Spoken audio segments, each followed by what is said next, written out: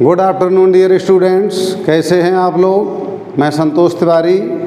जैसा कि आप सभी लोगों को मालूम है कि कोरोना वायरस के कारण आप लोगों की क्लासेस सही समय से शुरू नहीं हो पाई हैं और अभी ये कहना भी मुश्किल हुआ कब तक ऐसी स्थिति बनी रहेगी। तो इसलिए अब पढ़ाई के लिए आप लोगों के पास केवल ऑनलाइन क्लासेस का ही विकल्प बचता है। तो ऑनलाइन क्लासेस शुरू करने के लिए हम लोगों ने एक ऐप डेवलप करवाया है जिसका नाम है स्टडी विल ऐप। इस ऐप के माध्यम से आप लोग लाइव क्लास अटेंड कर सकेंगे। और इसके बाद अब हम आते हैं अपने सब्जेक्ट पर। जैसा कि 10th में आप लोगों ने साइंस में तीनों पार्ट फिजिक्स, केमिस्ट्री और बायोलॉजी पढ़े होंगे। यहाँ पर फिजिक्स काफ़ी डिटेल में है। तो पहले फर्स्ट ईयर की फिजिक्स के बारे में हम बता दें।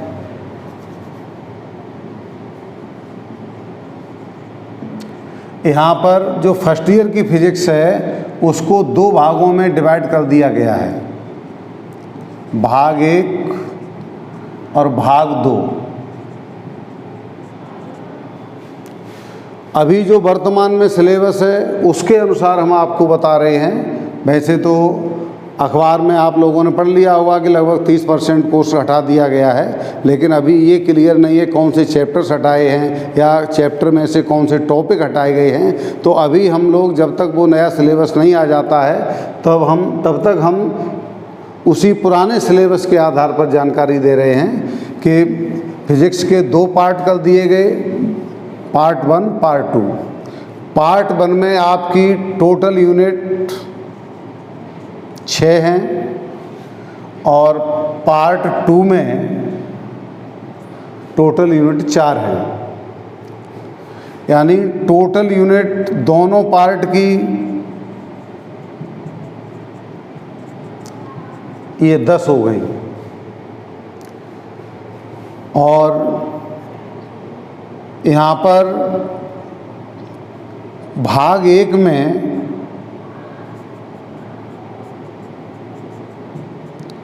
कुल चैप्टर जो हैं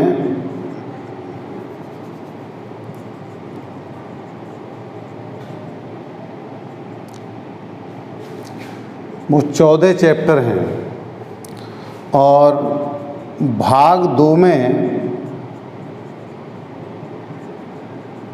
कुल चैप्टरों की संख्या 18 है।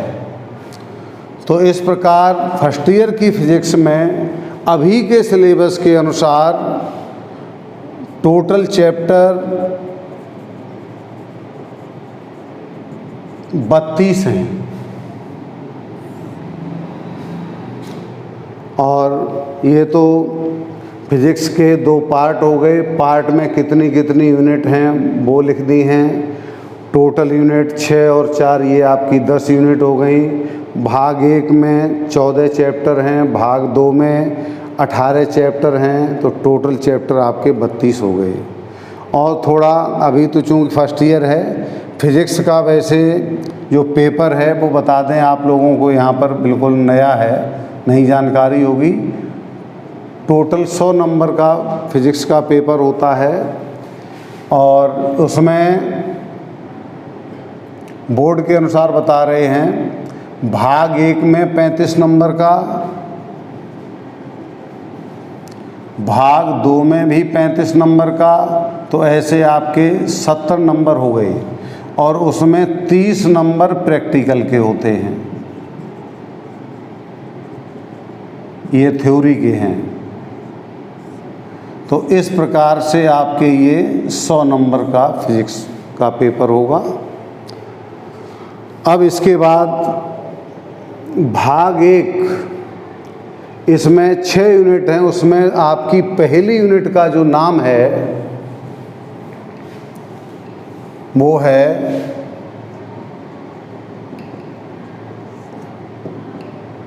भौतिक जगत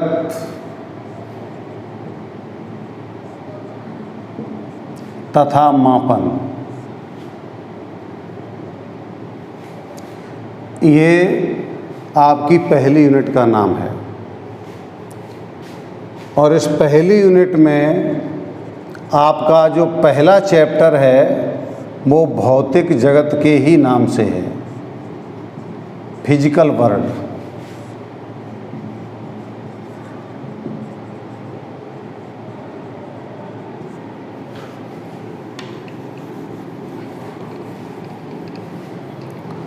अब यहाँ पर थोड़ा हम बेसिक कॉन्सेप्ट क्लियर कर दें कि इस चैप्टर में एक तो विज्ञान की डेफिनेशन है। आप लोगों ने इससे पहले वाली क्लासेज में पढ़ा होगा कि विज्ञान क्या है, तो यहाँ पर हम भी आपको दोबारा से बताए दे रहे हैं कि प्रकृति के विषय में क्रमबद्ध, व्यवस्थित एवं सुसंगठित ज्ञान को ही विज्ञान कहते हैं। फिर से समझ लें, वैसे तो सबको परिभाषा मालूम होगी। प्रकृति के विषय में क्रमबद्ध, व्यवस्थित एवं सुसंगठित ज्ञान को ही विज्ञान कहते हैं। अब यहाँ पर विज्ञान शब्द जो है वो अंग्रेजी भाषा के शब्द साइंस का हिंदी रूपांतरण है, और साइंस शब्द लैटिन भाषा के शब्द साइंटिया से मिलकर बना है। विज्ञान शब्द किसका हिंदी रूपांतरण है? साइंस का। साइंस शब्द किससे बना है? लैटिन भाषा के शब्द साइंटिया से बना है, और साइंटिया का अर्थ होता है जानना, किसी के बारे में पता करना। जैसे हम मानव लोगों की अधिकांश ये जानने की इच्छा रहती है कि हमारे चारों ओर कौन सी घटनाएं घट रही हैं, तो उनको जानने की एक इच्छा होती है, वही एक प्रकार से साइंस है। अब आते हैं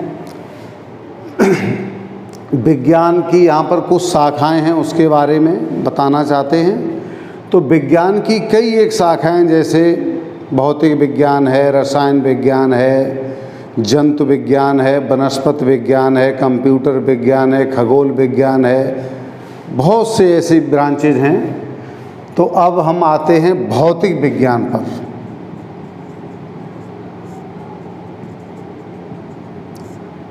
भौतिक विज्ञान भी यहाँ पर भौतिक विज्ञान, इसका जो अंग्रेजी में नाम है वो मालूम होगा सबको, फिजिक्स होता है। यानी भौतिक विज्ञान शब्द अंग्रेजी भाषा के शब्द फिजिक्स का हिंदी रूपांतरण है ये। और फिजिक्स शब्द जो है वो ग्रीक भाषा के शब्द फ्यूसिस से बना है, और फ्यूसिस का अर्थ होता है प्रकृति, नेचर। तो इसलिए प्रारंभ में भौतिक विज्ञान की परिभाषा यही थी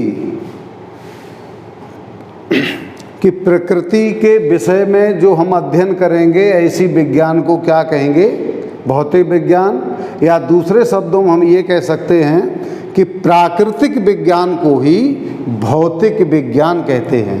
प्रकृति है और इसी से प्राकृतिक शब्द बना है, तो प्रकृति से संबंधित विज्ञान को भौतिक विज्ञान कहेंगे, या प्राकृतिक विज्ञान को हम भौतिक विज्ञान कहेंगे। इसके बाद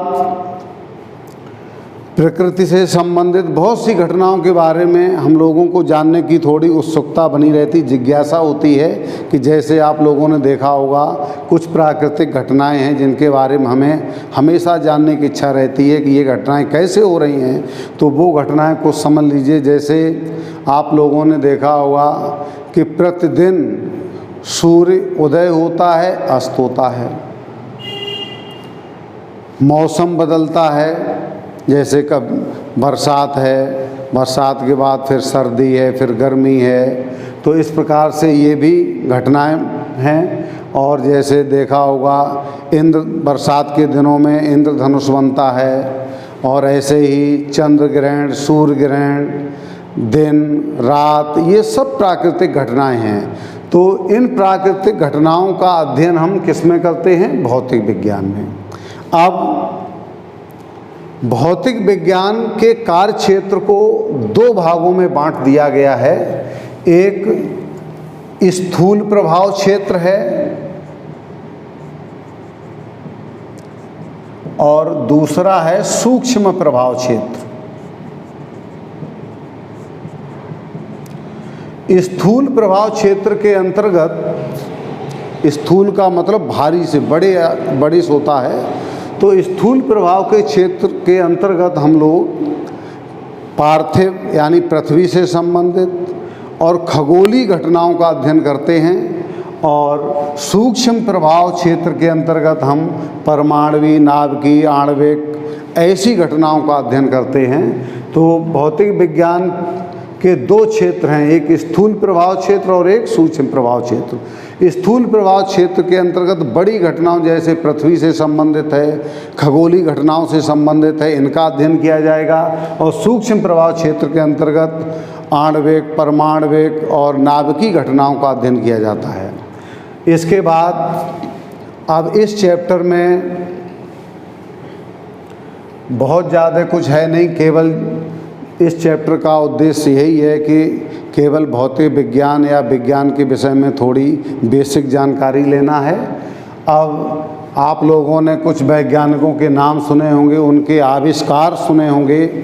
जैसे सबसे पहले हम, ऐसे तो बहुत से वैज्ञानिकों के नाम हैं, उनके आविष्कार हैं, लेकिन यहाँ शॉर्ट में कुछ लोगों के समझ लीजिए। जैसे सब ने ये न्यूटन नाम तो सुना ही होगा। पूरा नाम इनका सर आइजैक न्यूटन है, शॉर्ट में हम लोग न्यूटन बोलते हैं। तो न्यूटन मालूम होगा, आप लोगों ने 9th 10th में पढ़ा होगा कि न्यूटन के गति विषयक नियम होते हैं। गति विषयक नियम या गति संबंधी नियम, 3 नियम पढ़े होंगे सब लोगों ने 9th 10th में। इसके बाद एक ये भी पढ़ा होगा गुरुत्वाकर्षण का नियम, ये भी 9th में है।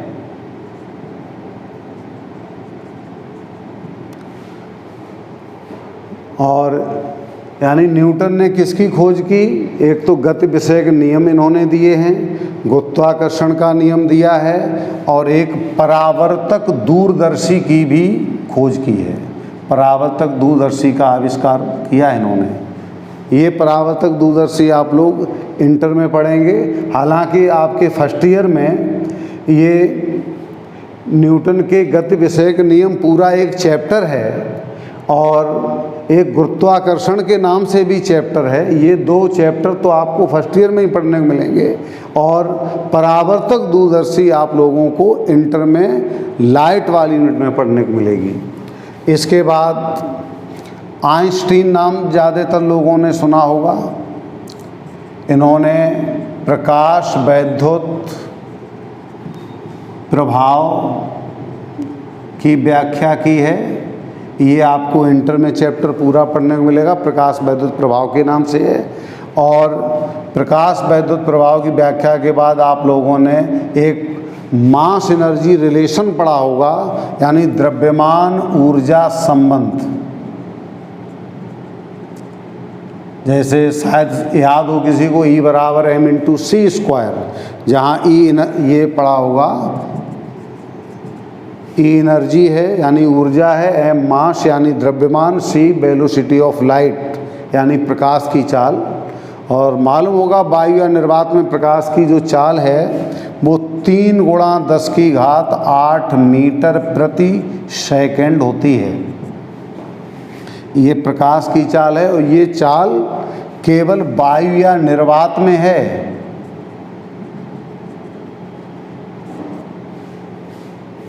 निर्वात मालूम होगा, जहाँ बिल्कुल भी वायु न हो उस स्थान को हम निर्वात कहेंगे। जैसे सबको मालूम होगा कि सूर्य का प्रकाश जब पृथ्वी पर आता है तो वो निर्वात से भी होकर के कहीं न कहीं गुजरता है, तब पृथ्वी पर आता है। तो वायु हो या निर्वात हो, उसमें प्रकाश की चाल है ये, और ये सबसे ज़्यादा चाल है प्रकाश की। अन्य किसी माध्यम में चाल अलग होगी, जैसे कांच में प्रकाश की चाल इससे कम होगी, जल में प्रकाश की चाल इससे कम होगी।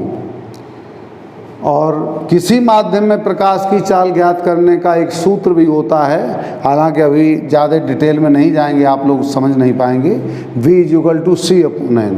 C की वैल्यू ये रखी जाएगी और जिस माध्यम में हमें प्रकाश की चाल ज्ञात करनी उसका अपवर्तनांक 10th में आप लोगों ने लाइट वाली यूनिट में यानी शुरू के चैप्टर में अपवर्तनांक शब्द सुना होगा, तो उस माध्यम का यहाँ अपवर्तनांक रख देंगे। जैसे थोड़ा हम हिंट के तौर पर बता दें कि वायु में प्रकाश की चाल 3 × 10⁸ मीटर प्रति सेकंड होती है, और मान लीजिए हमें कांच में प्रकाश की चाल निकालनी है, तो ज़्यादातर बच्चों को, आप लोगों को मालूम होगा कि कांच का जो अपवर्तनांक है वो 1.5 होता है।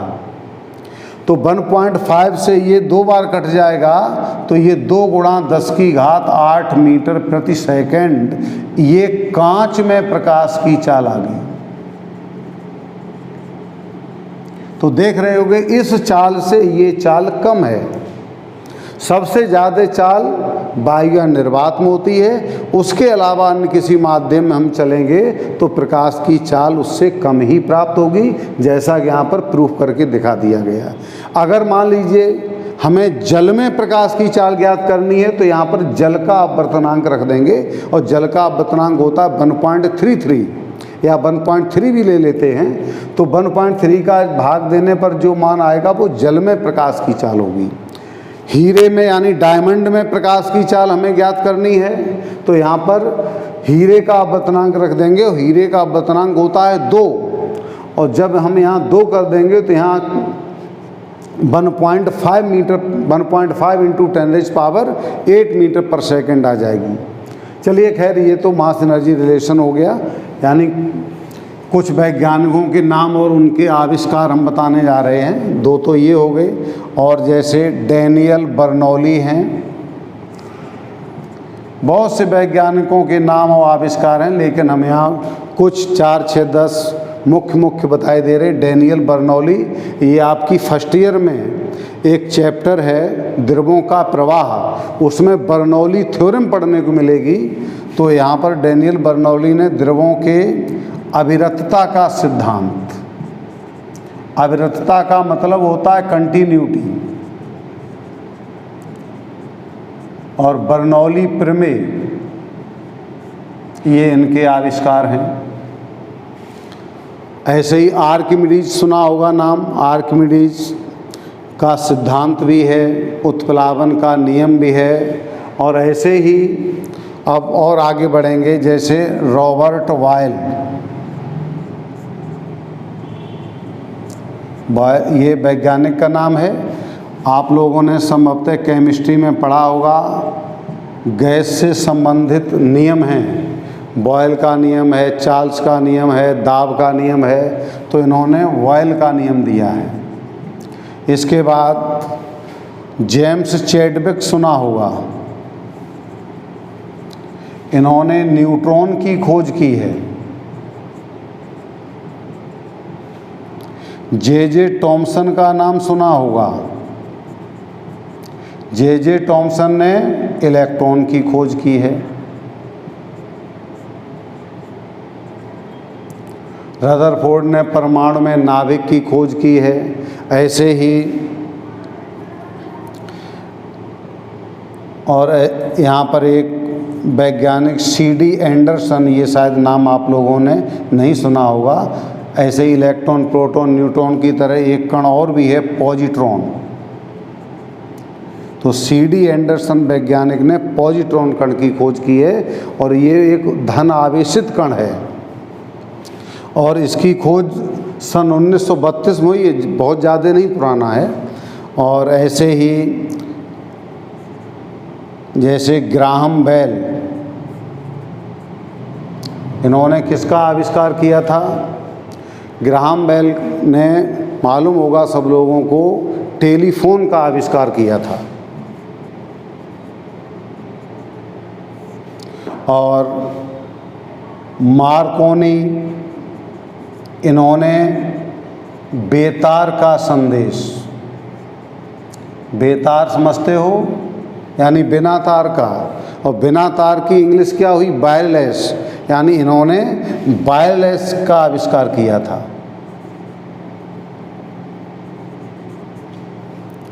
ऐसे ही W.J. बार्डीन,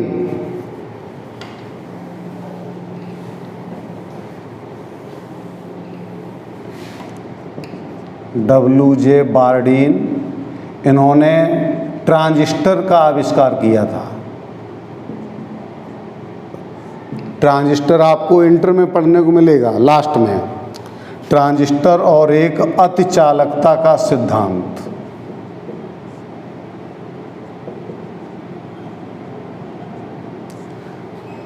ऐसे ही एडिसन का नाम सुना होगा, इन्होंने विद्युत बल्ब का आविष्कार किया था। और जी लिपमैन,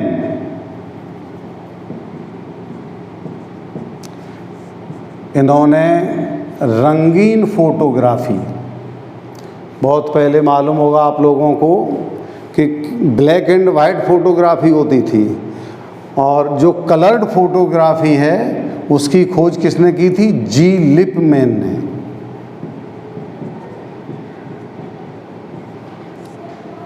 अब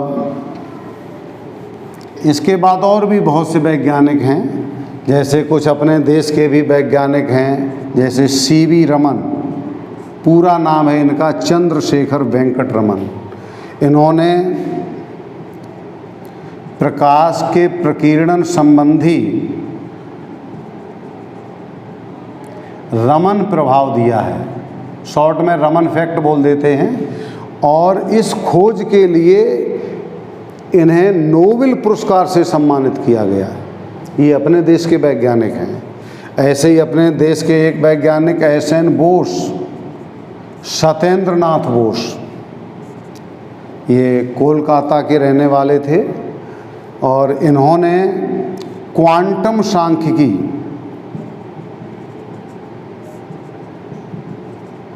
का सिद्धांत दिया है।